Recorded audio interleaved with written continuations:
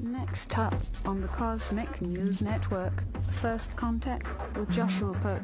Good morning, Earthlings. Good. How you doing today? Good. How you doing today? Welcome to First Contact Radio. Welcome to First Contact Radio. To talk about all these things I'm talking about is because in life, everything is energy. Every single thing that's out there. Yo, it's First Contact with Joshua Poet. He's the man on the mic, just in case you didn't know it. Covering news from all around the globe, from the weather and space to UFOs. We'll talk politics and make you open your eyes. Conspiracy theories and government lies. We'll dig it all up and try to find the proof. Cause it's time to demand the truth. It's time. First Contact Radio. We have arrived. First Contact Radio. It's time. First Contact Radio. We have arrived. First Contact Radio. It's time. First Contact Radio. It's time to demand First Contact Radio. We have arrived. First Contact Radio. Good morning, Earthlings. How you doing today? Welcome to First Contact Radio. Today is Friday, the end of the week and the beginning of a new month. It's May 1st. We're moving right along, aren't we? May 1st. So we have the same sun sign.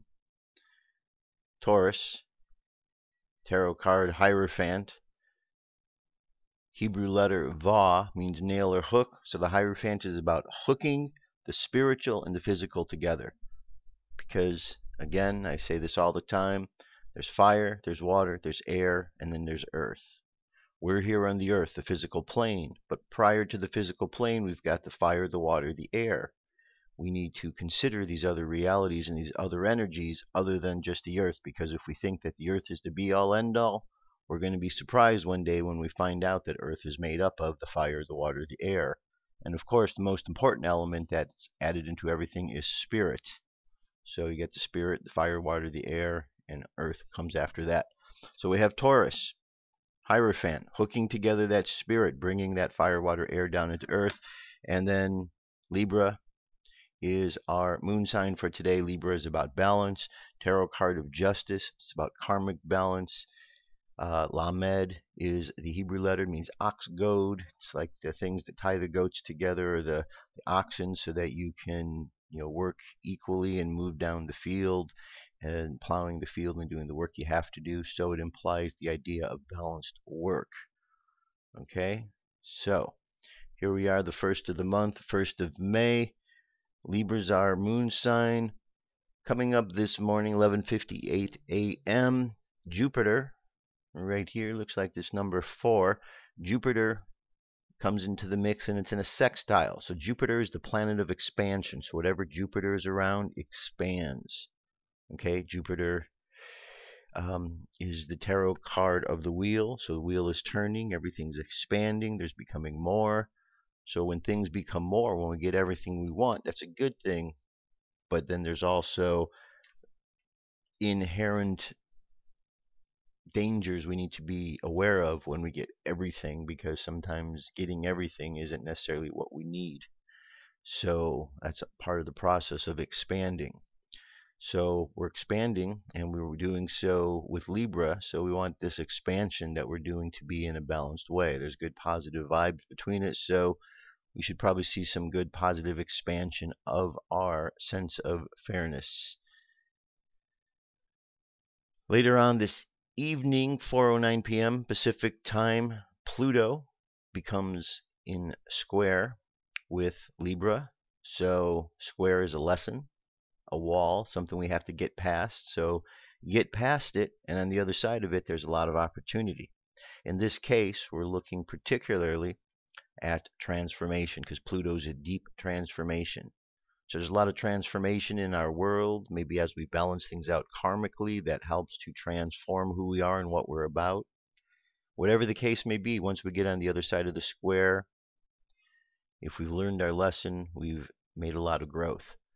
Tonight, we have Uranus, right here, is going to be in an opposition, which looks like this thing here. It's like a teeter-totter with Libra.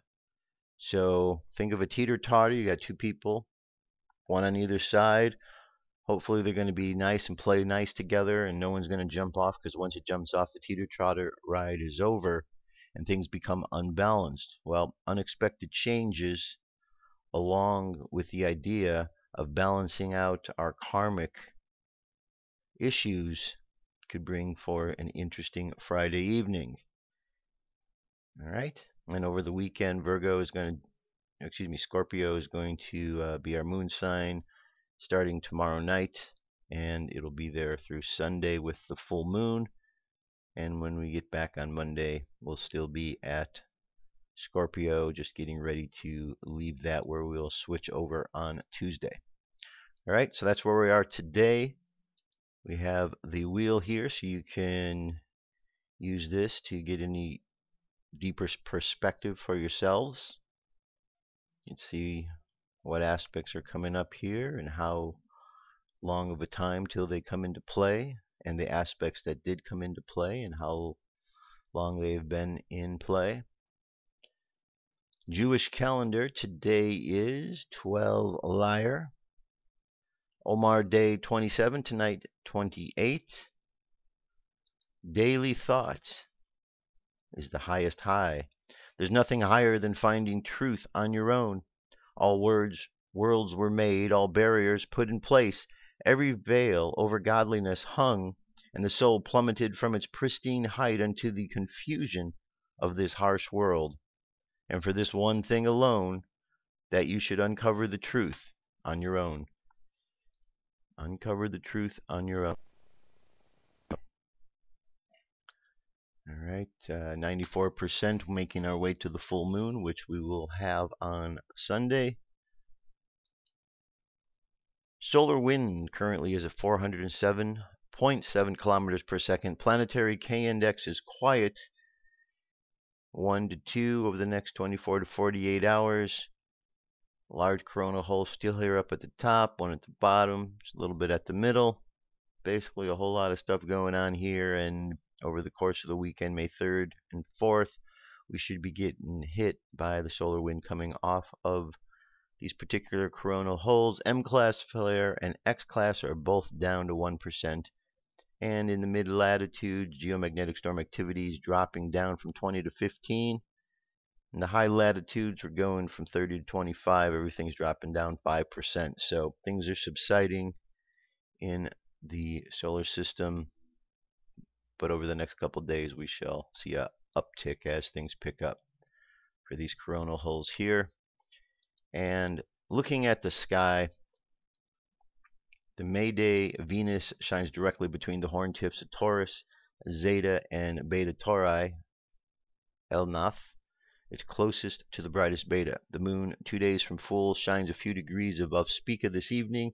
Far off to the left or upper left is bright Arcturus, pale yellow orange. Well, this is what we'll be able to see tomorrow as we look to the sky. But not tonight. All right, and there you go. That is our cosmic weather for today that gets us started, so we know what kind of energy we're dealing with. We're dealing with Earth energy of Taurus. We're dealing with subconscious energy of Libra, air. So we got Earth and we have air. The conscious mind is Earth, stability, because remember, Earth doesn't move. Earth is stable unless, of course, something rocks it like an earthquake, and then, of course, it's very severe. Earth represents our physical body, the physical world, the material world, the things around us. And then, of course, Libra is all about karmic balance. It's air. Air moves. Therefore, there's movement and activity in our lives that needs to play out in order to adjust our karma, adjust what's going on in our lives. And that's that. UFO News is up next. Let's do it.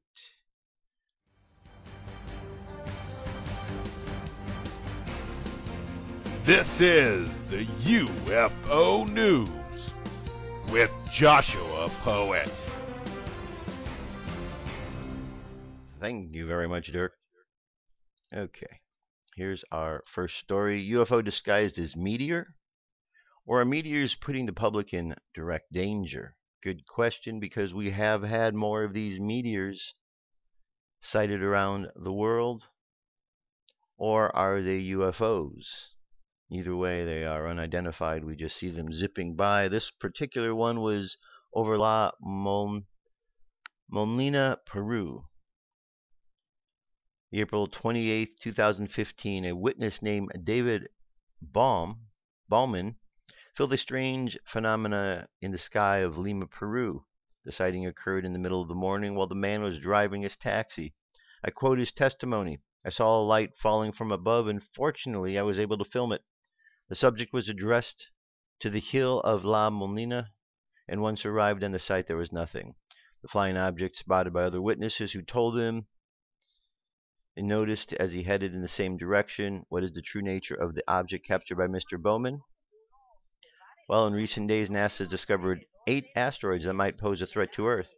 The space project NEOWISE discovered about 40 objects that have come close to Earth between 2013 and 2014.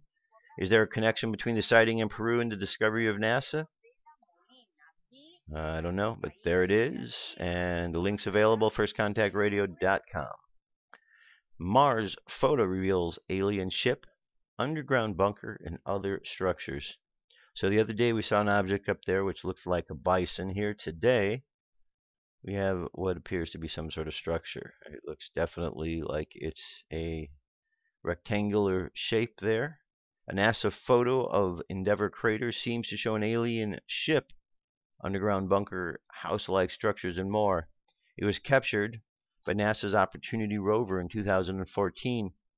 Andre R. Gignac, self-proclaimed alien hunter, has found what he called clues pointing to a range of things that U.S. government and NASA are possibly hiding. Analysis of the image reveals the presence of an alien ship in the middle of a bunker and the alien base. Gignac also claims that the base on the crater's floor comprises housing structures and some sort of missiles and rockets. He also points out the burst of the flame, for which is clearly visible from the alien ship. The rockets, missiles, and housing structures described in the circle. So very interesting indeed. Okay, so we're just going to, obviously you can see I'm having a little issue here. Okay, so let me back up, close out of this story here. Okay. UFO stories fill New York City as terrified Earthlings call 9/11. Terrified Earthlings. Okay. If we can get this to scroll down the page, there we go. Some hunts point. Uh-oh. It's got a mind of its own today. Some Hunts Point residents call authorities to report the possible arrival of aliens from outer space. Residents spotted what they described as a flying spaceship moving quickly over East 149th Street and the Bruckner Expressway. Many witnesses called 9/11 during including one terrified woman, according to FDNY source. Juan Marrero believes he too had a close encounter. 57-year-old pigeon fancier Marrero said that he saw fireballs moving at fast speed from the roof of his building at 11:30 p.m. He mainly saw 2 bright lights streaking across the horizon. He described the quick movement as too fast for airplanes.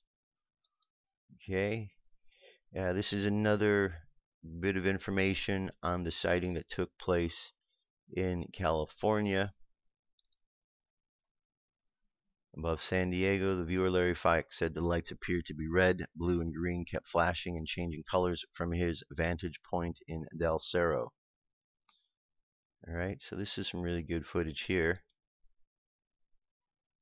Very interesting indeed how it's just changing and hanging there. Very interesting. Alright, we're going to leave that one. This next one here, we've seen morphing UFOs. We've seen quite a few of these, but this asked the question, a bizarre tale of morphing and transforming UFOs. Are morphing UFOs real? Ghosts and the supernatural. I have heard many strange stories, but this story has got to be the strangest yet. The story can't be verified for authenticity, but it is still a story that should be told. Take a minute and let me tell you this bizarre tale of strangeness. I received a call from a man named Johnny. Johnny does not want his full name in the article, nor does he want to let you know where the incident occurred. He will let you know that the incident happened somewhere in the Midwest.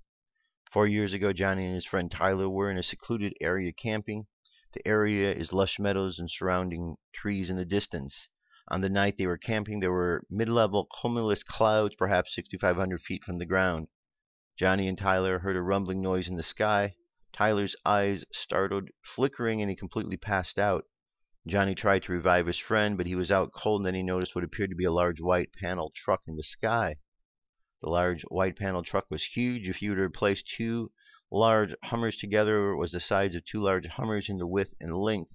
The white panel truck seemed to have a huge panel door on the side, large windows in front, and four wheels, and it was driving on the top of a mid-level cumulus clouds. There was a large bright light that seemed to chase it. Johnny was affixed to the object, and finally, to his surprise, the object descended from the clouds, landed in the meadow. Right behind came a bright light, and the bright light turned into what looked like a space shuttle.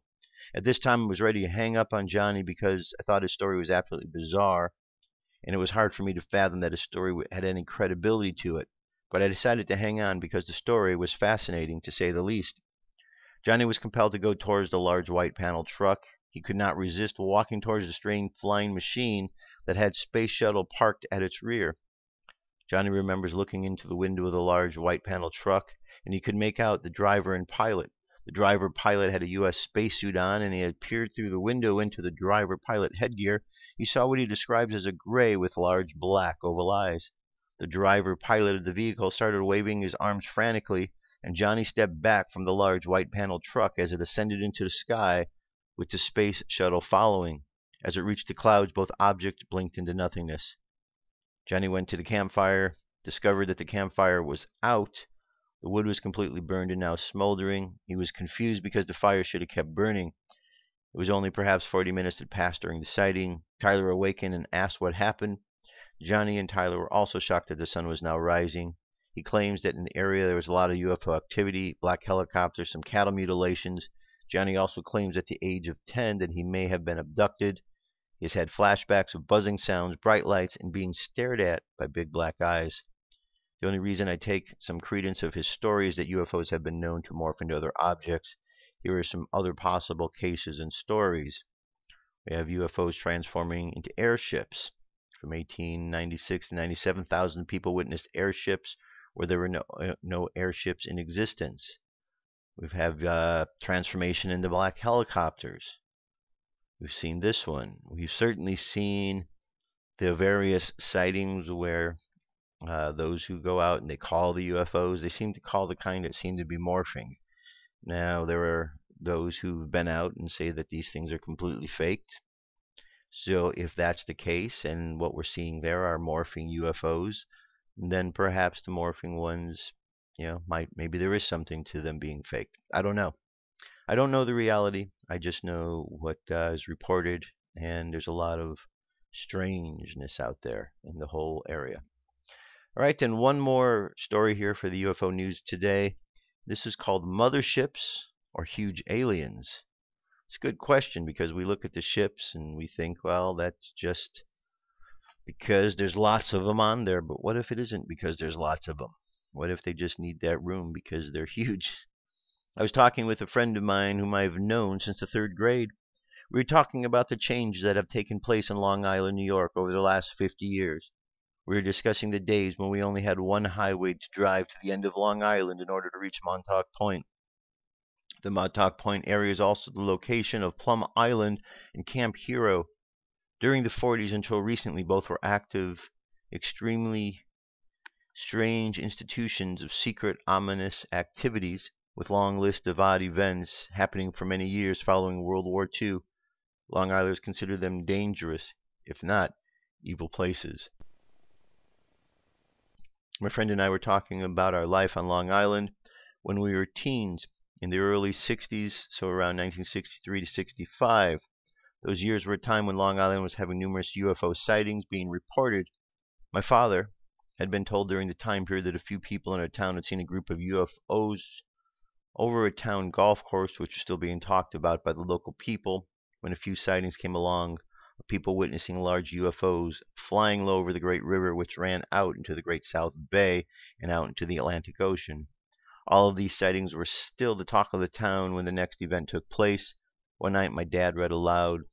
After dinner, the family was still sitting at the kitchen table from the Long Island Press, which was a favorite newspaper in Long Island at the time, an article that described how hundreds of Long Islanders traveling along the Sunrise Highway, which was the only main highway that was used to travel to the end of Long Island in the time period, had called into the local police reports of enormous UFOs traveling low over Sunrise Highway as it traveled out towards the end of Long Island towards the Atlantic Ocean. The people who witnessed the huge craft insisted it was at least half a mile, if not bigger, in circumference.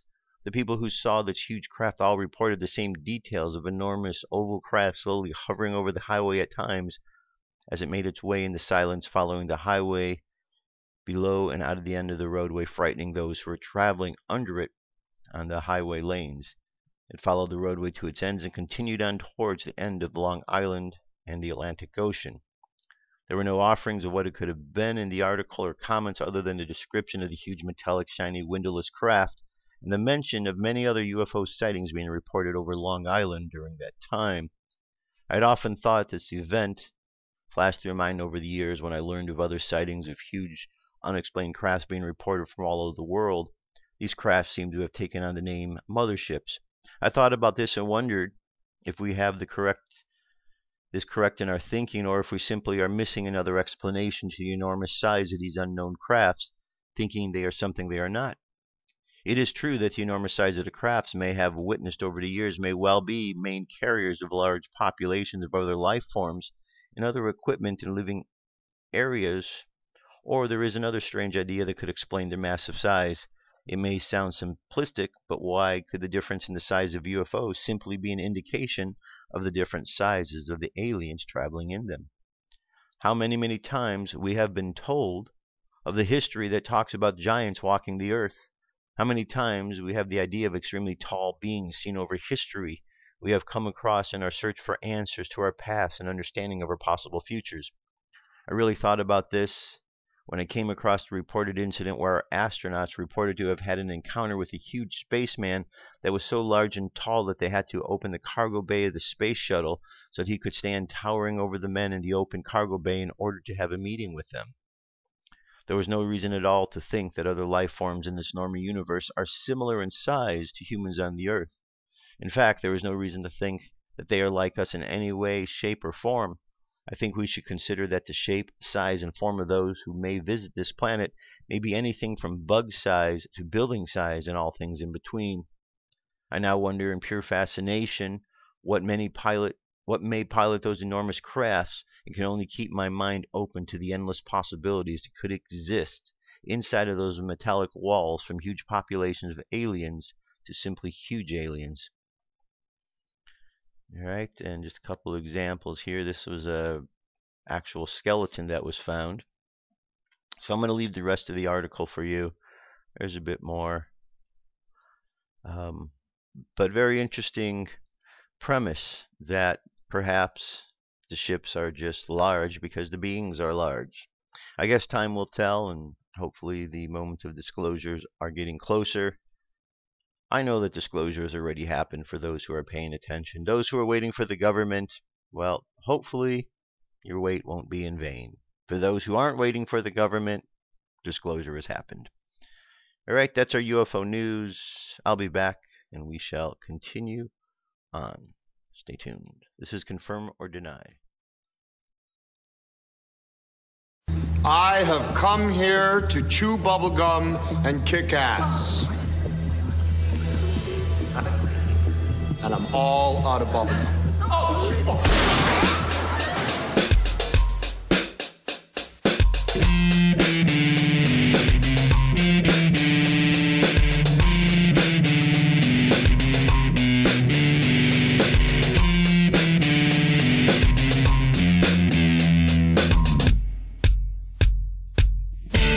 Underground is where they live. In the bases that are secretive. We're not supposed to know where they come from or where they go. And if you ask our leaders today, this is what they will say. I can neither confirm or deny. I can neither confirm or deny. I can neither confirm or deny what's up with their lives. All right, let's continue on. So I want to continue on with a thought that I started yesterday and kind of continue on with this a little bit. It has to do with intelligence versus stupidity. Intelligence versus stupidity. So which ones are we? Are we being intelligent in the world? Are we paying attention? Or are we being stupid? Or are we somewhere in between where we think we're being intelligent when we're really being stupid, or we're being stupid and we think we're being intelligent? Same thing, right? Remember George Bush? Yeah, I know it's hard sometimes to remember that clown, because the clown who's in office right now is even a bigger clown, or so it appears. Anyway, one of the things George Bush did was he tried to throw a phrase, a comment at people, and he kind of butchered it. Fool me once, fool me twice, fool me three times. Instead of quoting it, he ended up quoting The Who. We won't get fooled again. That's not the quote, Mr. Former President. It's fool me once, fool me twice, fool me three times. Third time, I'm an idiot if I get fooled. Fool me once, my fault. Fool me twice. Fool me once, your fault. Fool me twice, my fault. Fool me three times, I'm an idiot. Okay? As far as I know, that's the saying. Now, I say that because I've only talked about being fooled three times. Now, you've heard me over the last couple of weeks referring to an article, and I'm going to show you right now. This article says 33 conspiracy theories that turned out to be true. What we have here is we have an article that tells you that we were fooled not once, not twice, not three times, not 4, 5, 6, 7, 8, 9 times. We weren't fooled 11, 12, 13, 14, 15, 16. We weren't fooled 17, 18, 19, 20, 21, 22, 23, 24. We kept going and we weren't fooled enough. 25, 26, 27, 28, 29, 30, 31, 32, 33. That's right. 33 times we've been fooled. So where does that fit? If being fooled the third time is in the saying is we're an idiot, where does that put us if we've been fooled 33 times? So this is the article. I'm just going to brief through it because it'll be available. You can go through it. But these are conspiracy theories that when they came out, people said, nope, didn't exist, won't happen, and now they've proven to be true. From the Dreyfus Affair to the Mafia, MK Ultra, Operation Mockingbird, Manhattan Project, asbestos, Watergate, Tuskegee syphilis study, Operation Northwoods, testimony of Naireth, 1990, counterintelligence programs against activists in the 60s, Iran-Contra affair, BCCI scandal, excuse me, CIA drug running in LA, Gulf of Tonkin never happened, business plot, on and on and on. Okay, you can see. Where would we be, do you think, if instead of believing all of the skeptics, if when we first heard these tales of conspiracy, if we would have taken action and we would have corrected the problems, where would we have been? And what kind of society does it take to be fooled 33 times? It's just hard to fathom when you think about that. It's not fooled once or twice or three times. That's 33 times. So anytime somebody jumps up as a skeptic, you need to remind them of a list. Send them a link to 33 times that skeptics opened their mouths saying that this didn't happen, and 33 times skeptics were wrong. So skeptics, shut up. You don't know what you're talking about, okay? Your group and the people you represent are wrong more often than not. So rather than throwing in your disinformation and your lack of awareness into what's going on in the public, just keep it to yourself. Let people who are using their critical thinking do so. Because if you're not using your critical thinking, then you're just sort of getting in the way. Because all you're doing, skeptics, is you're saying this doesn't exist, and people are believing you, and then they find out it exists, and their lives could have been better if they hadn't listened to you. So skeptics, you're basically just ruining people's lives by continuing the lie, whether you believe it or not. And I know a number of skeptics, and I wish that they would kind of step beyond their own fear, because skepticism is, in my opinion, based on fear. So, 33 times, right? But I want to continue on here. Yesterday, after the show, a viewer sent this article along, and this is a very good article. It's a 6-page PDF. It's called Public Order, the Timeline of the Great Fraud and the Declaration of Law. 6 pages here. I thought this would be very fascinating to go over, because again, these are all times where we have been defrauded, we have been stupid.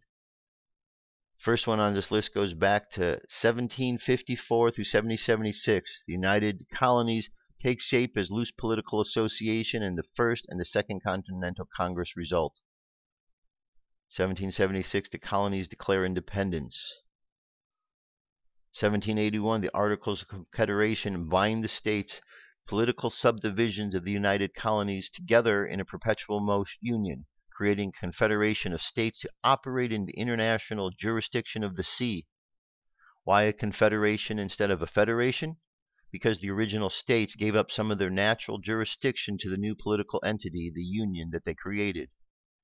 In 1783, the Treaty of Paris and the Treaty of Versailles cements the arrangement, splitting the land and the sea jurisdictions between the states and the federal union, and places King George III as a trustee of the American international commerce. The new union entity operating in the international jurisdiction of the sea was always controlled by the British, and has always been the British monarch's responsibilities as international trustee to manage it and guarantee its proper operation. It has instead run amok for 150 years. Now, one of the things that's important to note right here, look at the date, 1783. When did we gain our independence? 1776. So after the United States declared its independence from Britain, in 1783, we're told right here that this isn't the case. That Britain always controlled, that this jurisdiction of sea always controlled by the British. Okay, so we've been lied to right there. 1787, the Supreme Perfected Republican Declaration of the United Colonies creates the National Trust owned the continental United States. 1789, 2 years later, the Constitution of the United States of America splits off the sea jurisdiction and creates the new federal United States. A year later, the federal United States forms a commercial company doing business as the United States to provide the 19 enumerated services agreed by the subscribing states. 1812 through 1814, the British tries to horn in and again are beaten back. The skirmish results in the Treaty of Ghent, where the British interest in the American shipping and commerce are reaffirmed, and lasting peace is promised to return. In 1845, the British monarch and Pope secretly agree to undermine the American system of government via the Treaty of Verona. The British monarch breaches the Treaty of Ghent, and both the Pope and the King secretly breach their trust as international trustees. They set out on a covert action and issued letters of marque and reprisal to the members of the bar associations, allowing them to act as foreign agents on American soil and privateers free to plunder American commerce. In 1860, thanks to the efforts of the bar association's members of the bar, Abraham Lincoln is elected to serve as president. Note that he is ineligible to serve as President of the United States of America by the titles of the nobility amendment to the actual Constitution, but is eligible to serve as President of the United States, the commercial company. This is the same situation we have with Barack Obama, who is ineligible to serve as the President of the United States of America, but is able to serve as the President of the United States Corporation. So do you understand? You see, the United States is a corporation. Try this as a test today. When you're walking out and about and you're having conversations with your friends, ask your friends, people you know, if they realize the United States is a corporation. Most of them will not know that. As a matter of fact, when you bring this up to them, people will think that you are trying to have some sort of argument, that you're trying to tell them something deceiving. They will argue with you when you tell them the history of what's going on. They won't believe you, I guarantee it, because this happens to me all the time. People don't believe it when you tell them. They think you're telling them a joke. And then, of course, they don't even know what it means once you tell them.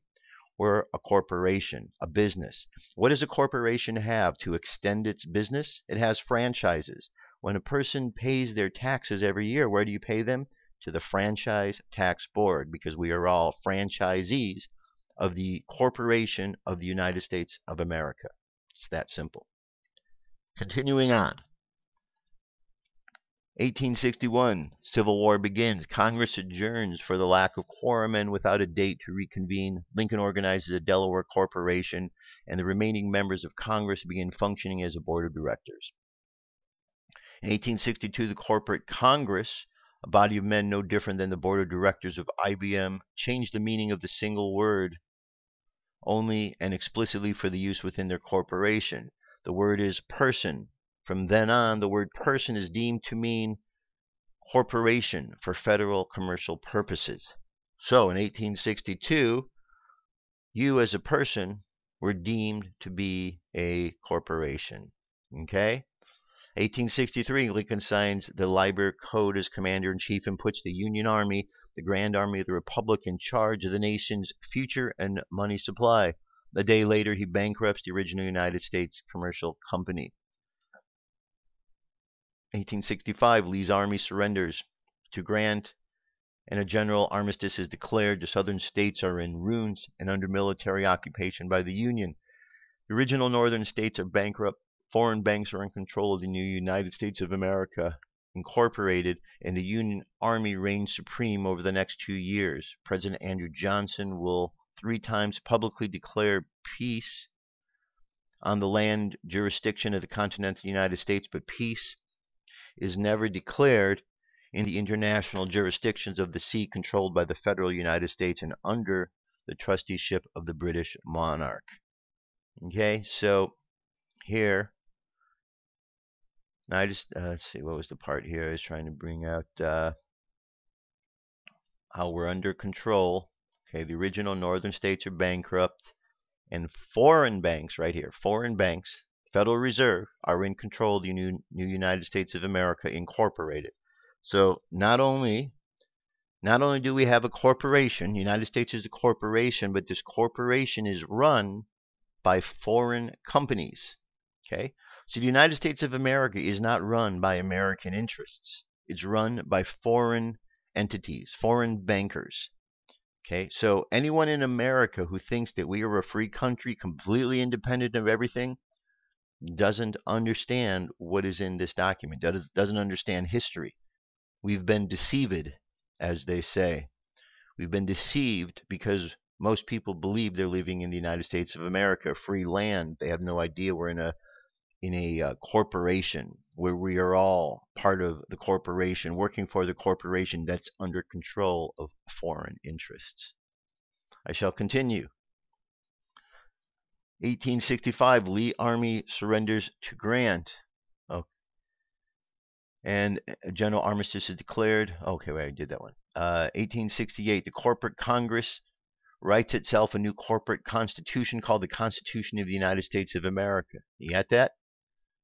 The Constitution of the United States of America. Not the Constitution for the United States of America, but of. This is for the corporation. Okay? So the corporate Congress writes a corporate constitution, and you think it's the Constitution of the United States, but it's not. It's for their corporation. This is fraud on many levels. The Constitution of the United States of America purposely sought to confuse and delude people into thinking it was the actual equity contract obliging the states to receive services and subjugate their international jurisdiction to the federal government. 1871, the corporate Congress begins to set up shop for itself by creating a separate government for the District of Columbia. The initial effort fails, but 7 years later, the Washington, D.C. municipality is created and an independent international city-state run as a planetary oligarchy by the members of Congress. Also in 1871, the corporate Congress claimed to own all the United States corporation. So on. Okay, so basically, District of Columbia is created. District of Columbia is 10 square miles. That's the United States of America according to legal definition. If you live outside of the 10 surrounding square miles of the District of Columbia, guess what? You are an alien to the United States of America, because America is a corporation.